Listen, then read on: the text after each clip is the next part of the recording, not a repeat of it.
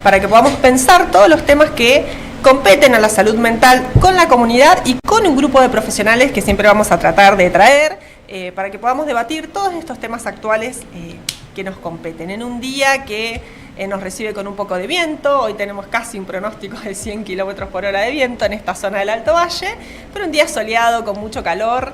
Quien les habla, la licenciada Alejandra Leuce y mi compañera Abigail. ¿Cómo estás, Abi? Hola, Ale, ¿cómo estás? Muy buenas tardes para todos. Muy contentas de este segundo programa. La verdad que con el primero tuvimos muy buenas devoluciones, una retroalimentación súper positiva por la audiencia que estuvimos teniendo en ese primer acercamiento. Y bueno, esperando que hoy también el público siga siendo el mismo o aún mayor. Así que muy contenta de poder estar acompañándolos a todos en este segundo programa. Tuvimos personas que nos han comunicado y nos hablaron por Instagram, por WhatsApp, que estaban afuera. Tuvimos mensajes que tenían que ver con chicos que estaban en el exterior, que nos conocían, que estaban sintonizando la radio. Así que bueno, invitamos también a que participen, a que sean activos con nosotros. Y para eso le vamos a dejar un WhatsApp, que es el 299-507-4665, para que se comuniquen, para que interactúen, para que pongan preguntas, para poner actos en tensión también. Y hoy tenemos un programón, un programa intenso, un programa que nos va a atravesar varias fibras de nuestro ser. Vamos a hablar un poco de lo que tiene que ver con el rol de los psicólogos en las instituciones y vamos a traer un tema que me parece sumamente delicado para tocar con mucho respeto, que tiene que ver con el caso Ángel de Comodoro Rivadavia.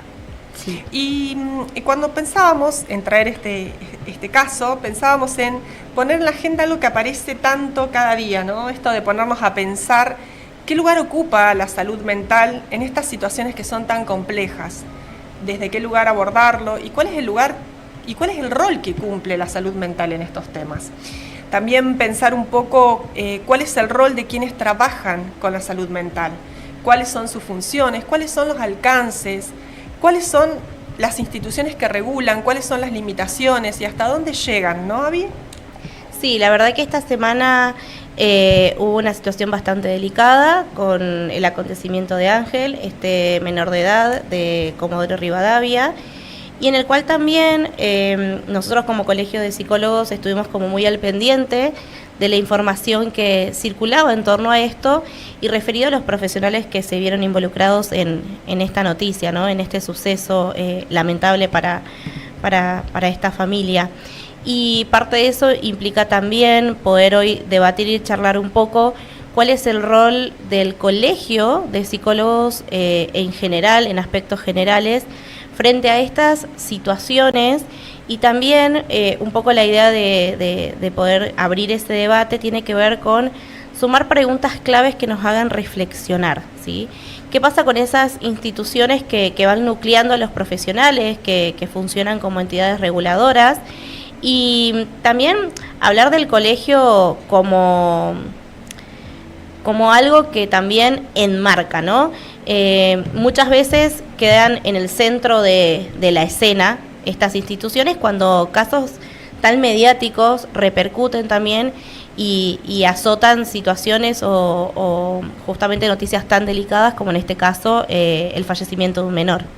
Tal cual, desde acá, desde este programa, un profundo respeto y un saludo, un abrazo a esa familia y también ponernos a pensar un poco cómo aparece también la demanda social, cómo como sociedad estos casos, sobre todo cuando hablamos de niños, nos atraviesan las íntimas fibras que tenemos, todos tenemos niños y ellos son los más vulnerables, ¿no? Y desde este lugar surgen también el pedido de explicaciones, esto de pensar cuáles son las habilidades de los profesionales que están a cargo de la salud mental, cuáles son sus posicionamientos, qué posicionamientos toman también los entes que la regulan, tanto salud, tanto como colegios.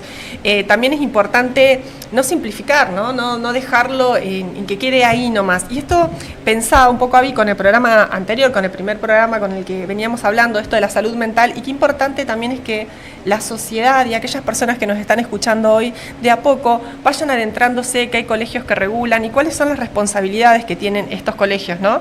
¿Cuál es la práctica clínica que nos atraviesa, que está compuesta o está inmersa en múltiples variables? ¿Y cuáles son esos aspectos éticos, legales y contextuales que no solo atraviesan la práctica, sino que nosotros debemos saber como sociedad qué esperar de esos profesionales que abordan nuestra salud mental? Sí, tal cual. Por ahí es súper necesario y fundamental, y esto explicárselo a la comunidad en general y a los profesionales también, que hay que diferenciar algo sumamente fundamental. Una cosa es el accionar de un profesional de manera particular, en su rol y en su ejercicio como individuo y sujeto, y otra muy distinta es el rol institucional de un colegio profesional, y que no son los mismos, pero que muchas veces suele mezclarse dentro del debate público. Completamente. ¿Por qué? Porque si bien el colegio funciona como regulador y como agente delimitador de la práctica, eso no significa que en realidad es responsable de las decisiones de cada uno de los profesionales que lo integran. Por eso también dentro de los colegios de psicólogos existe la comisión de ética, que es quien se encarga en estos casos de poder en algún punto intentar evaluar las situaciones para poder decidir qué es lo que corresponde en el accionar de ese ejercicio individual. Tal cual, sobre todo esto que traía Sabi, ¿no? Que hay decisiones que competen dentro de los espacios clínicos, que competen netamente al profesional, que tienen que ver con su formación, que no están tan al alcance del colegio. El colegio, como vos bien decís, nos enmarca como profesionales en cuanto a las conductas, a qué podemos hacer, que no, que sí, y sobre todo también a esto que tiene que ver con las regulaciones, con las matrículas, por velar por el ejercicio, y a su vez también nos acompaña lo que son los entes de salud, que también tienen por otra parte sus regulaciones, y todo es en función de que los profesionales tengan un actuar que sea ético con responsabilidades. Sí, por eso esto nos invita como a reflexionar algo sumamente importante y algo que termina siendo también profundo en nuestra práctica, y es ¿qué esperamos como sociedad de estas instituciones? ¿Qué es lo que exigimos o cómo esperamos que tomen justamente las iniciativas en situaciones desde esta magnitud? Queremos que actúen como garantes absolutos, que sean espacios que acompañan, que ordenan el ejercicio profesional dentro de justamente estos marcos legales y teóricos, pero no solamente para el profesional en sí.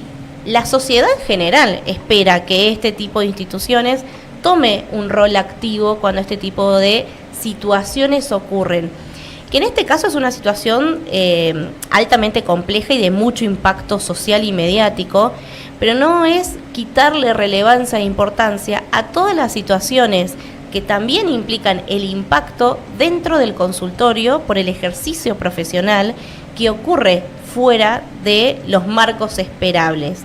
Es por eso también que el día de hoy nos parecía súper importante trabajar con una temática a través de un hilo conductor, desglosándola desde esta noticia y desde esta movilización social que hubo, y es justamente pensarnos en nuestro rol desde tres perspectivas distintas, desde el rol de una alianza terapéutica dentro de las consultas, cómo funciona el abordaje del terapeuta paciente o pacientes, cómo funciona el rol de un psicólogo infantil en las intervenciones, y cómo funciona un psicólogo con orientación a padres o supervisión de padres y familias, para poder intentar acercar una mirada un poco más completa sobre cada una de las partes que interactúan en las distintas situaciones.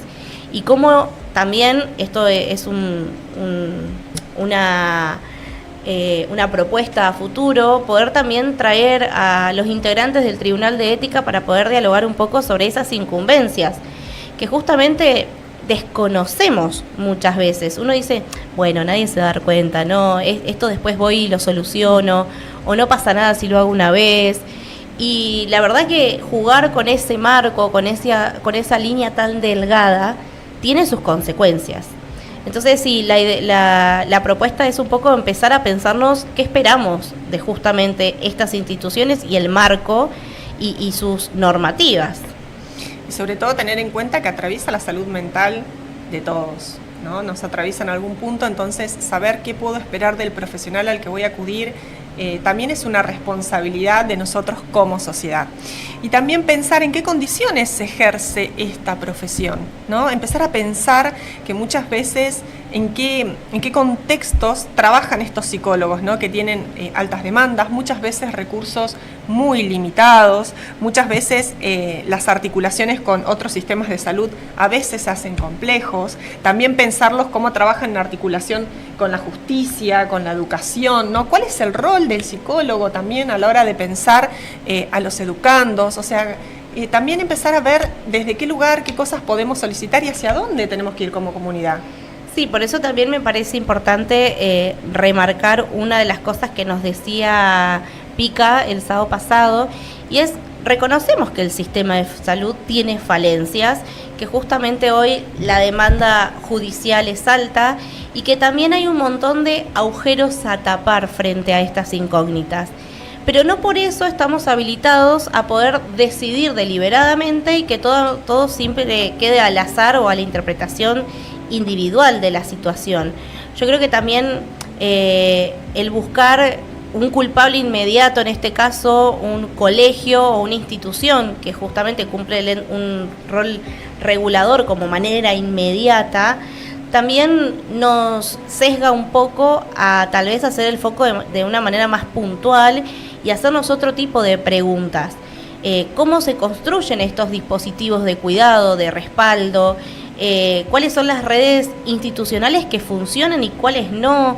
¿Cuáles son los protocolos? ¿Cuáles son los requisitos para poder ejercer dentro de un marco totalmente cuidado, respetado y legal? Porque acá no se trata de salvaguardar al profesional en sí, sino pensar en las dos partes que participan dentro de este tipo de accionar, ¿no? Tanto el profesional que ejecuta su rol terapéutico, ya sea en un espacio de terapia tradicional, ya sea en una evaluación psicológica o tratamiento ambulatorio, sino también ese usuario, ese paciente, es esa persona que accede a este dispositivo, a este recurso. Bueno, ¿qué es lo que pasa en esas transacciones que ocurren y en todo lo que también conforma como el círculo que lo contiene y que también acompaña? Y pensado desde este lugar, y ahora hablándole a nuestra querida audiencia, es saber empaparnos en este tema para saber qué es lo que nosotros podemos pedirle a esos profesionales, ¿no? Qué es lo que nosotros no solo podemos pedir, sino lo que podemos exigir como sociedad, y desde ahí también saber qué es lo que podemos, ¿por qué no?, exigirle a los colegios que se cumpla y no. Y desde este sentido pensábamos qué clave, o sea, qué rol importante cumplen no solo los colegios desde lo disciplinario, sino también desde lo formativo y preventivo, ¿no? Y poner a los colegios, ¿por qué no?, en la mira, para ver, no solo generar espacios de que sean de actualización, sino de supervisión, de debate, que estén abiertos a la sociedad, incluso para que puedan comunicar con claridad a la sociedad y la sociedad también sepa qué es lo que pueden esperar de ellos. Digo, los colegios en general también, ¿no? Sí, por eso también hay que pensar en que los colegios, en este caso de psicólogos, tenemos una responsabilidad muy grande. Y esa responsabilidad muchas veces es hablar de manera accesible y clara sobre todo lo que implica cada una de estas situaciones o de manera anticipatoria en las situaciones que se pueden. El sábado pasado hablábamos de, bueno, ¿qué es lo que necesito tener en cuenta para saber que el profesional con el que me voy a atender está en regla?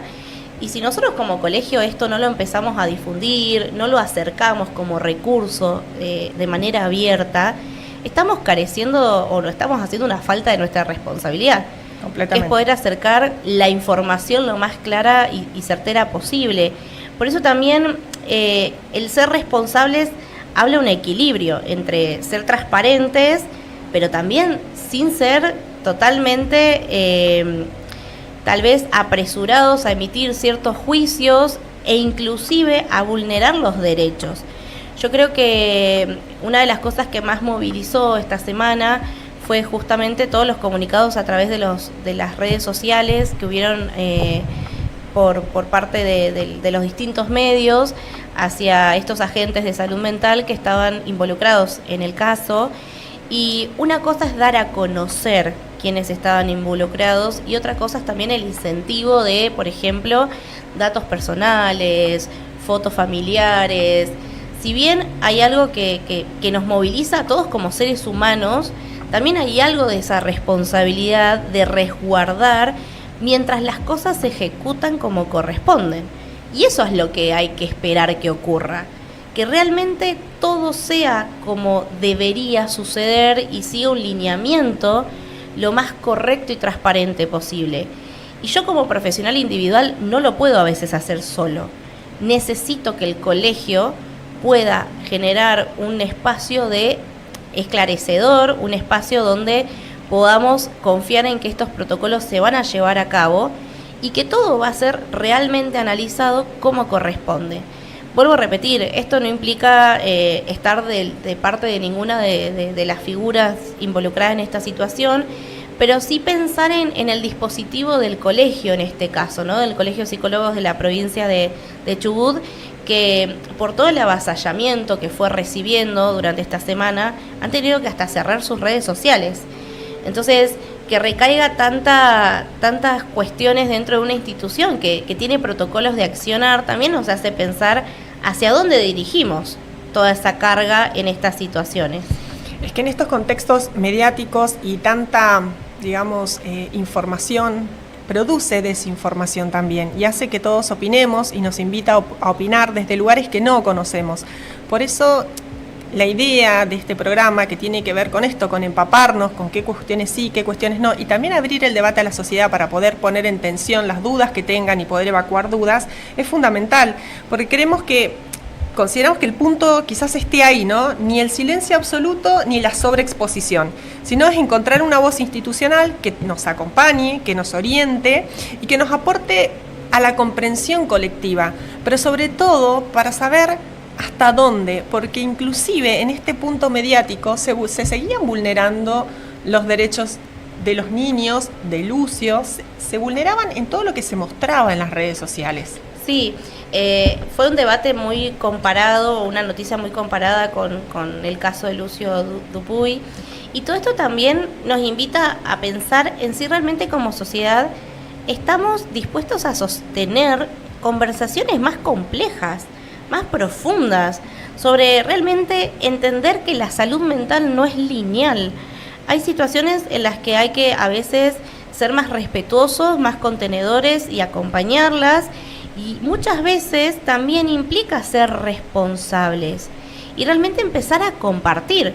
Tengo dudas, tengo incertidumbres, opino distinto. Es el debatir. Yo creo que no he estado, y pensando tal vez en un ámbito un poco más hostil, que es un grupo de WhatsApp para no irme a Twitter, no he estado en ninguna conversación dentro del grupo de WhatsApp que existe de psicólogos y psicólogas argentinas, de Facebook, no he estado en ninguna lectura de esos debates donde realmente se convierte en un debate. Todo el tiempo está en, bueno, pero yo opino esto y es lo mejor que vos opinás, y yo opino esto otro, y entonces vos porque no tenés esta experiencia, vos porque te falta esto otro. Es empezar a sostener lugares reales de intercambio para retroalimentar. No sirve una comunidad de profesionales de la salud mental totalmente dividida. Necesitamos empezar a unificar criterios que sean válidos y que realmente acompañen lo que deberíamos exigir como profesionales. Una entidad institucional que nos pueda contener, acompañar y allanar ciertas dudas o inquietudes, y que se haga responsable de todas esas implicancias e incumbencias, y también una sociedad que permita que el profesional trabaje. Porque también tenemos la otra cara, ¿no? El hecho de decir, bueno, pienso esto sobre los profesionales de cierta área, entonces no quiero saber nada, no los dejo entrar, no los dejo hacer su trabajo, y estigmatizo todo el tiempo la profesión. Si tenemos que pensar a lo largo de la historia, de lo que implica el rol de un psicólogo, no hace muy poco dejamos de creer que el psicólogo era solo para locos. Entonces, este tipo de situaciones donde se ven expuestas nuevamente incumbencias, vuelvo a repetir, individuales de profesionales individuales, genera mucha estigmatización nuevamente, y el famoso metamos a todos dentro de la misma bolsa. Y eso sí retrasa como sociedad. porque en vez de empezar a separar y a poder contemplar cosas en particular, lo único que va logrando y que se va consiguiendo tiene que ver con empezar como a perder ese campo ganado y todos esos recursos que costaron tanto construir y conseguir a raíz de estas cuestiones, ¿no? De estos debates públicos en donde, bueno, todos son lo mismo y entonces corramos a la figura. Completamente. Inclusive pensaba, no solo el caso Ángel, el caso Lucio nos interpela, sino también hemos tenido una semana, Avi, con todo este tema de las armas en los colegios. Sí. Con todo este tema de qué es lo que nos está pasando con nuestros adolescentes también. Esto nos ayuda también a pensar, no solo quedarnos en la superficie, ¿no? De debatir qué impacto nos provoca cada uno de los casos, o a dónde nos lleva, o a qué nos recordó, o a qué nos trae, sino también pensar un poco en las responsabilidades que tenemos, no solo como profesionales, sino también como sociedad. Como sociedad también tenemos responsabilidades a las cuales no podemos hacer oídos sordos por cada uno de estos chicos, por cada una de las, digamos, cosas que se nos vienen atravesando con el tema de los chicos, con las armas, con las escuelas, con qué fue lo que va provocando cada una de ellas. Sí, también por eso preguntarle a la gente que está del otro lado, ¿qué es lo que ustedes esperan de un profesional de la salud mental en situaciones cotidianas o complejas, ¿sí? ¿Y qué creen que debería ser una institución en este tipo de casos? La idea de estas preguntas interactivas tienen que ver con que ustedes puedan animarse a poder escribirnos a nuestro WhatsApp 299-507-4665 para poder construir entre todos también una mirada más colectiva y realista de lo que atravesamos, de lo que pensamos y empezar juntos también a visibilizar y hacer como la fuerza de lo que podría resultar en un cambio o en una intervención positiva. Así que nos gustaría leer, si estás del otro lado, si nos estás mirando por YouTube, si nos estás escuchando a través de la radio, nos gustaría saber qué es lo que esperan de este tipo de situaciones y qué creen sobre las instituciones en este marco, cuando ocurren estas cosas altamente expuestas y que en este caso tienen una complejidad bastante importante y sensible. Tal cual, y hablando de esto, de la fuerza, y dando un giro a la conversación, dejando a nuestra audiencia que piense, pensaba en que hay algo que tiene mucha fuerza, que ocupa el corazón de todas las, digamos, los procesos terapéuticos, que tiene que ver con el vínculo, ¿no? ¿Cómo se establece el vínculo entre el profesional y aquel que busca ayuda? Pensemos que las personas que suelen ir a terapia van porque hay algo que necesitan, no sé si resolver, hay algo que no les está haciendo sentido, hay algo que necesitan abordar, hay algún malestar subjetivo que necesitan dar respuesta o empezar a entender siquiera eso, ¿no? Sí, por eso también se habla, y es un poco en la idea del programa de hoy, hablar de ese vínculo, ¿sí? De lo que ocurre en el trabajo terapéutico en sí. Ese lazo que se va construyendo entre paciente, terapeuta, cliente, consultante, como quieran llamarlo, porque de acuerdo a las corrientes terapéuticas tiene su nombre, y que muchas veces no se ve desde afuera, pero que en realidad es un foco central y sumamente importante para el proceso del acompañamiento. Tal cual, y cuando hablamos de vínculo, vínculo terapéutico suele parecer como ese concepto tan teórico, pero es aquello para que nuestra comunidad, que no son profesionales, sepan, es eso que a veces suele darse cuando uno va a una terapia, que tiene la primera consulta, ¿no? Y sale y dice, no sé, como que no tuve feeling, como que hay algo que no se dio, hay algo que me lleva a no volver. Bueno, el vínculo, la alianza, tiene que ver con eso, ¿no? Con este conjunto que hace, no solo desde lo emocional, desde lo empático, no solo desde con esta persona quiero que me acompañe, sino tiene que ver con la confianza, tiene que ver con los acuerdos, tiene que ver con las posibilidades para que ese proceso terapéutico no solo se desarrolle, sino que pueda cumplir con sus objetivos, con sus metas, que siempre van a estar del lado de la persona que va a la consulta. Eso es importantísimo, son aquellos consumidores los que van a decir hacia dónde va la terapia. que ir a la consulta no significa que el psicólogo siempre me dé la razón. Exacto. Muchas veces eso abre como la complejidad de yo voy para que me escuche y me diga si estoy correcto o no, y entonces si escucho algo totalmente distinto a lo que yo pienso, dejo de ir porque entonces no me gusta este terapeuta porque no piensa como yo. Y en realidad la idea de este vínculo y de estos espacios que se van creando es fortalecer ese lado humano, la confianza, el acuerdo, la posibilidad de trabajar en conjunto y la apertura de poder también recepcionar lo que hace el terapeuta desde el otro lado. Entonces, me gustaría preguntar si alguien alguna vez fue a terapia en sí, porque tal vez tenemos mucha gente que nos está viendo y nos está escuchando y nunca pisó un consultorio o se unió a un Meet, Zoom o llamada de WhatsApp con algún terapeuta. Pero para los que sí hicieron terapia, ¿qué fue lo que les hizo confiar o no dentro de ese espacio?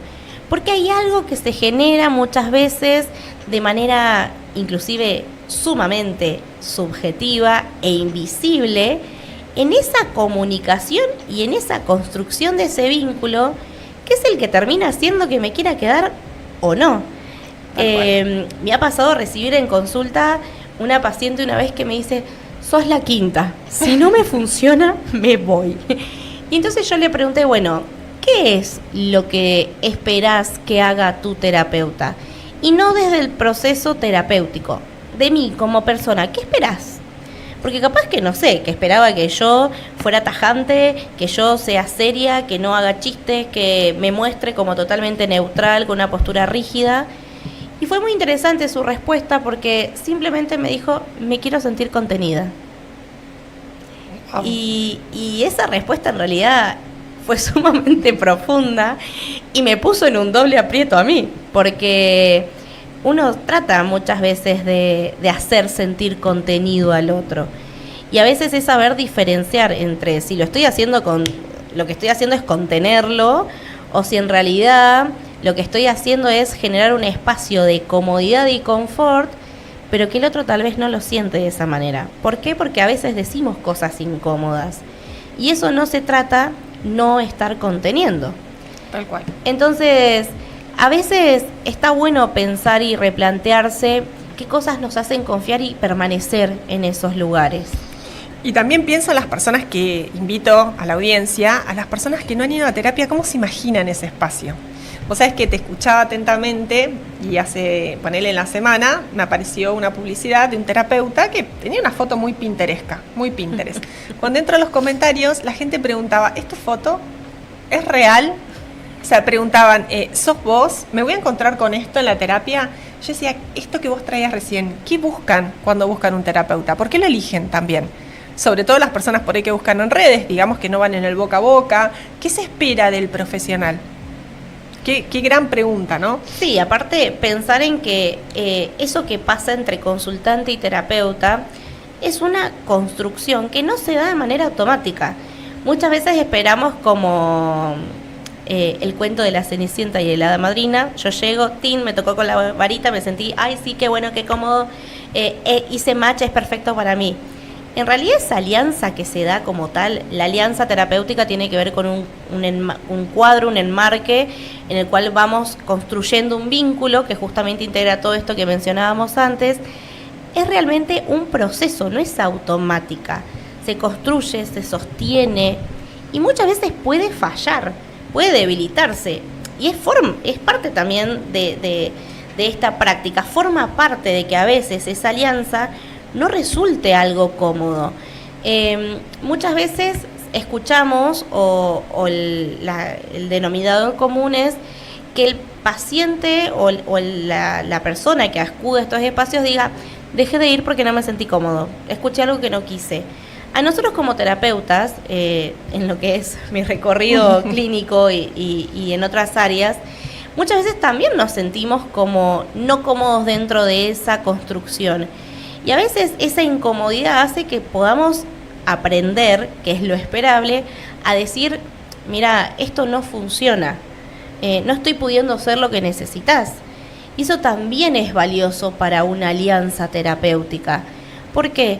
Porque sostener algo porque simplemente sí, también puede tener sus repercusiones a la hora de tener intervenciones, de tener acuerdos, de tener formas de abordar las temáticas que traen al consultante.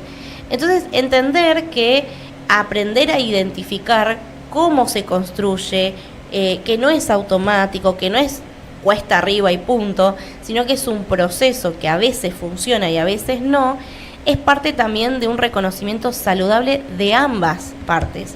No solamente del sujeto que viene a buscar ayuda y contención, como mencionaba, sino del terapeuta aprendiendo a reconocer dónde están esas limitaciones o qué de esta situación me pone en un lugar que tal vez no estoy pudiendo como terapeuta. Tal cual, y sobre todo esto que venimos hablando, ¿no? Esta alianza que viene, que se tiene que dar de los dos lados, que es simbiótica, que tiene estos procesos y que tiene un tiempo, que a veces tiene periodos de estancamiento, a veces tiene periodos en los que fluye y es fabulosa, y hay momentos en los que irá un poquito más lento, pero saber que existe y saber que hay procesos y saber que ahora tiene un nombre, ¿no? Que uno puede decir, bueno, ¿cómo me llevo? ¿Qué feeling tengo? Bueno, sabemos ahora que tiene un nombre que dentro digamos, de la jerga profesional se llama alianza terapéutica, y esto nos hace pensar también en qué cosas se pueden hacer, qué cosas se hicieron o no se hicieron, porque a veces a la hora de pensar intervenciones hay que ver el momento de esa alianza. Para evitar esas intervenciones que quizás son a destiempo, quizás son intervenciones que... fallidas. Exacto, que no las podemos hacer porque quizás el vínculo todavía no está al 100% para que podamos hacerlas. Y eso también pone en un lugar de pensar cómo se va construyendo, desde qué lugar lo construimos y cómo nos sentimos, porque para eso es importante también el feedback que uno tiene que dar en ese proceso, cómo uno viene sintiendo. Y las personas, por ejemplo, les hago una pregunta, las que han hecho terapia, ¿alguna vez le han dicho a su terapeuta algo que no les haya gustado en el proceso? No sé, se me ocurre. Yo lo he recibido. ¿Sí? Sí, y yo lo agradezco. ¿Por qué? Porque la alianza terapéutica, si la tenemos que definir súper rápido, por si todavía alguien está intentando encontrar qué es, no es solamente llevarse bien. Es la construcción de un vínculo entre el profesional y el consultante que va a tener 3 pilares sumamente fundamentales. Acordar objetivos de trabajo, motivo de consulta, porque vengo, hacia dónde voy, qué es lo que quiero conseguir, experiencias anteriores que hicieron que yo busque este nuevo espacio, el acuerdo de tareas, cómo vamos a trabajar, frecuencia en la que nos vamos a ver, los honorarios, otro tema muy importante que ya abordaremos en alguna de nuestras programaciones, el tema de, cómo acudo en situaciones de emergencia, de riesgo, cómo se trabaja con las derivaciones, ese acuerdo de tareas a ejecutar por ambas partes. Y en tercer lugar, el vínculo emocional que se genera, esa confianza, respeto y sensación, y esto es sumamente importante, de ser escuchado sin un prejuicio. Cuando estas 3 cosas se dan, yo estoy hablando de una construcción de alianza terapéutica. Pero esto no se da de la noche a la mañana, no es que llega un paciente y le digo, bueno, esto es así, y le bajo una lista de información, y entonces, ¿te sentís cómodo? Bien, no, bueno, te derivo a alguien más. Hay que hacer una construcción, y yo como usuario que accedo a estos espacios, permitir también darme el tiempo de construir. Sí hay una realidad que muchas veces hay personas que llegan a la consulta bastante azotadas de experiencias anteriores, donde por ahí no han podido dar con lo que esperaban o se sienten frustrados por distintos motivos, que no se trata siempre de incumbencias del profesional anterior o del tratamiento anterior, sino del estado en el que el sujeto a veces llega a esos espacios. Y también saber recepcionar a alguien sin prometer o proponer cosas mágicas. Bueno, este espacio va a ser para vos el mejor. Hay cosas que no tienen que suceder porque también alimentar la fantasía genera mucha mayor decepción cuando eso no se lleva a cabo. Entonces, está bueno empezar a hablar de que todas estas cuestiones de la alianza terapéutica, de la construcción que se lleva a cabo, si lo tenemos que pensar desde esa perspectiva institucional como tal, es que no se da desde otro lugar. Nosotros tenemos una alianza terapéutica con el consultante, pero también la podemos tener con esta institución. Es una construcción. Nosotros podemos tener una alianza con el Colegio de Psicólogos que se construye a través del tiempo y también con este ida y vuelta de intercambio y de un marco que respalda cómo nos vamos a manejar en las situaciones. Entonces, no es solamente regulador de nuestro rol, sino también parte de un sistema que nos puede favorecer en los distintos procesos que nos encontramos, como profesional con la institución que me respalda y como profesional con el usuario que viene a solicitar nuestros servicios, que por más que suene horrible la palabra servicios, es lo que brindamos, un servicio de salud mental. Tal cual, y esto que vos traes del tema de servicios y alianzas y objetivos, muchas veces pasa que te pones a hablar en grupos de amigas. ¿Qué estás trabajando en terapia? ¿Qué objetivo estás haciendo? Muchas veces las personas no saben qué objetivos trabajan. Y otra cosa con la que me he encontrado es que las personas, la comunidad en general, a veces no sabe que hay distintos marcos teóricos. Entonces, cuando piden un turno con un profesional, no saben tampoco qué esperar de ese profesional. Entonces por ahí dicen, no, porque tomé un terapeuta, yo no quiero que me analice los sueños, o no quiero que haga esto, o no quiero que haga el otro, o quiero tener una terapia corta. Entonces también que la comunidad sepa que se puede acercar al colegio de psicólogos, que puede saber cuáles son los marcos teóricos, o qué esperar sin entrar en teorías, saber qué puedo esperar de cada una de las corrientes. Y a la hora de solicitar un turno, poder preguntar también, porque muchas personas no saben que pueden preguntarle al psicólogo qué marco teórico tiene. Y eso va a permitir que uno sepa qué puede esperar de ese proceso terapéutico, porque los marcos son distintos, ni mejores ni peores, son distintos. Entonces hay ciertos marcos que tienen algunos procesos y hay otros que tienen otros. Pero está bueno saberlo también para ver cuál es el que más encaja conmigo. Porque si yo soy una persona que quiere un vínculo afectivo, quizás, y quiero que mi terapeuta interactúe, y quizás algunos modelos teóricos quizás son no de tanto interactuar. Entonces me llevo ese concepto de la psicología, decir, che, no me habló mi terapeuta. Y a veces no es tan así, son corrientes distintas, con procesos distintos, y el vínculo se desarrolla de manera distinta. Esto también invita a no caer en algo que está pasando con mucha frecuencia, y lo cual entiendo la postura de quien lo solicita, pero a la vez me pongo en el lugar del profesional y digo, no puedo creer lo que leo, y es el famoso psicólogo a la carta. Quiero que haga esta corriente, que tenga esta edad, que me atienda en estos días, y que trabaje de esta manera, y que haga... Cada vez los pedidos de esos espacios terminan siendo tan detallistas, y las exigencias también de lo que espero y quiero que suceda, también no permite la construcción de esta alianza terapéutica y no permite muchas veces que el profesional trabaje de acuerdo a su modelo. Pasa mucho que estas cuestiones de pensar en que esa alianza es una práctica que invita justamente a un vínculo un poco más real y en el cual podemos también generar una construcción desde ambos puntos. Siempre va a haber uno que regula eso que ocurre, ¿no? En este caso, si lo pensamos desde el rol institucional, el Colegio de Psicólogos regula al psicólogo, y si lo pensamos desde el consultorio o los distintos espacios de incumbencias, es el psicólogo el que va a regular ese encuadre. Exacto. En el cual se encuentra ese otro en cada uno de esos encuentros. Entonces, pensar un poco en esto también tiene que ver con, tengo que conocer, pero tampoco creer que tengo que delimitar lo que el otro tiene que hacer con su actuar. Yo no voy a una consulta médica a decirle, mira, vengo a que me pidas una radiografía, a que me des este medicamento, que me des tantos días de licencia, y yo voy y dejo que el médico haga su trabajo, me haga preguntas, le digo, che, no opino lo mismo que vos, me duele más, me duele menos, me parece que el tratamiento no funciona, pero hay un intercambio en donde el médico termina tomando una decisión por sobre mi paciente y dándome una lista de tal vez intervenciones o instrucciones que debo seguir para poder sentirme mejor. Ahora, ¿por qué nos cuesta tanto pensar en un vínculo donde es una construcción y donde hay alguien que con su saber me puede intervenir en un espacio de terapia? Porque yo al médico no le suelo cuestionar nada.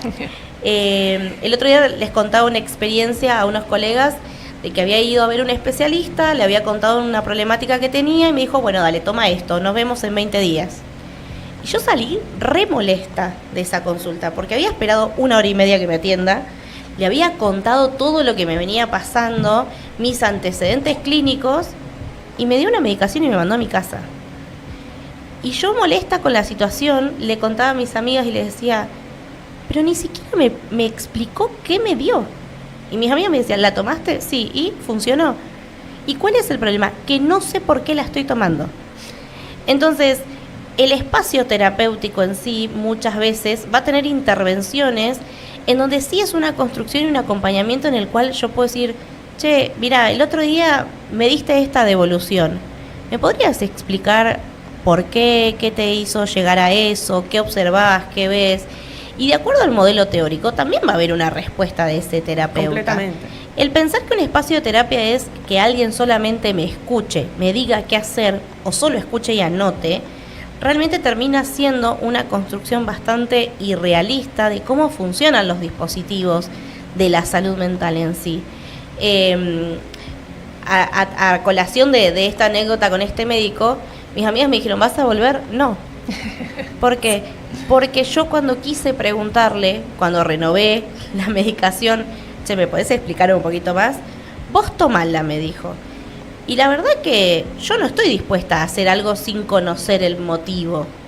Entonces, si muchas veces en esos lugares donde se espera que hagamos caso porque sí, nosotros no decimos nada, es también no ponernos en el lugar del cuestionamiento, decir, pero si yo estoy viniendo a pedir un servicio, si estoy pagando o no este servicio, porque es indiferente si sea a través de la parte pública o privada, si yo estoy pidiendo a alguien que pueda darme una contención, una ayuda, una intervención, también tengo derecho a saber el por qué y hacia dónde se apunta. Sobre todo te escucho y pienso en reuniones o charlas sociales en las cuales muchas veces, cuando hablamos de salud mental y de terapias, surgen estas preguntas como decir, bueno, no, porque no sé cuánto dura, no voy a terapia porque es eterna. Entonces, esto de decir, bueno, tenemos una alianza, tenemos objetivos, tenemos metas, podemos pactar sesiones.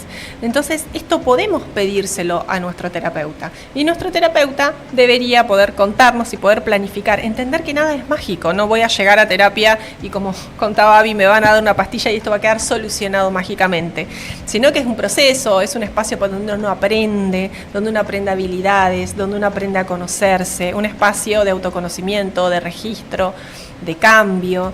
Entonces son espacios que tienen un proceso que va acorde a uno mismo también, ¿no? Ser respetuoso y amoroso con esos procesos que a uno le cuestan también llevar a cabo y que son propios.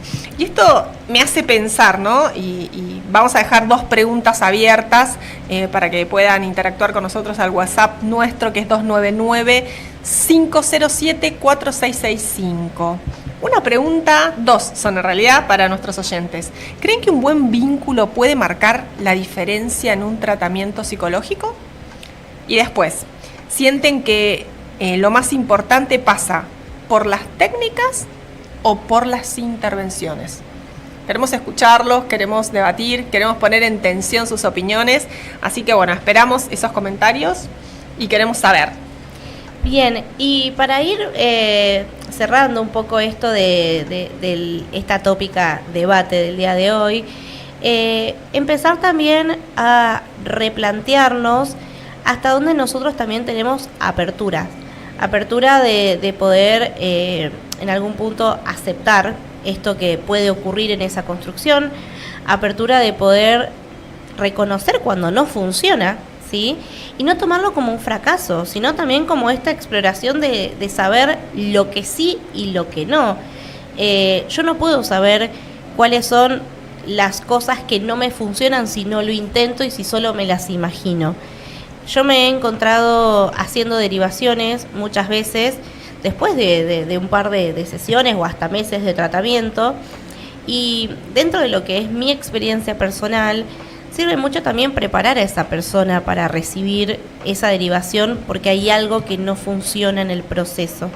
Y no es que no funciona la persona, sino la construcción, terapeuta, alianza, sujeto, no se termina de concretar.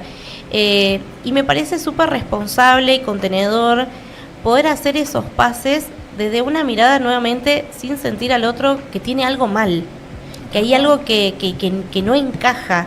Entonces, recuerdo una de las últimas derivaciones que hice, donde tenía una charla con una paciente y yo le decía, mira, quiero comentarte algo, quiero que podamos charlar sobre algo muy particular. Digo, he estado evaluando un poco el trabajo que venimos haciendo dentro de las consultas y me estoy dando cuenta que tal vez lo que yo te estoy ofreciendo queda corto a lo que vos estás necesitando, y me parece que mi formación, mis intervenciones o mi capacitación hoy no va a poder darte tal vez lo que estás buscando en una manera un poco más integral y que pueda abarcar lo que realmente merece ser trabajado. Esta paciente me miró y me dijo, ¿no me querés ver más? Y yo le digo, no se trata de eso. Yo quiero ser honesta con lo que vos estás buscando. Y yo siento que sostener este espacio, dándome cuenta que no lo estoy pudiendo confrontar o afrontar, es simplemente decirte, nos vemos la semana que viene, y reconocer como terapeuta que no va a haber mucho trabajo que podamos hacer, que no va a haber mucha construcción. Y yo no quiero que vos te vayas porque te cansás de ver que esto no avanza. Entonces, como quiero que vos te sientas en un proceso como tal, me parece mucho más sabio y responsable sugerirte un espacio que pueda abordar la temática que vos estás trabajando actualmente. Esta paciente como que se desbordó frente a esta situación en el sentido de un llanto, y yo dije, uy, listo, acá me viene... Fue muy honesto de tu parte. Mucha culpa sentí en ese momento, y le dije, bueno, y te pregunto, para la gente que no sepa, perdón que te interrumpí, cuando vos derivás ya buscás otro profesional, le das una alternativa. Sí. Bien. Yo cuando realizo derivaciones, siempre primero me fijo quiénes están disponibles para recibirla.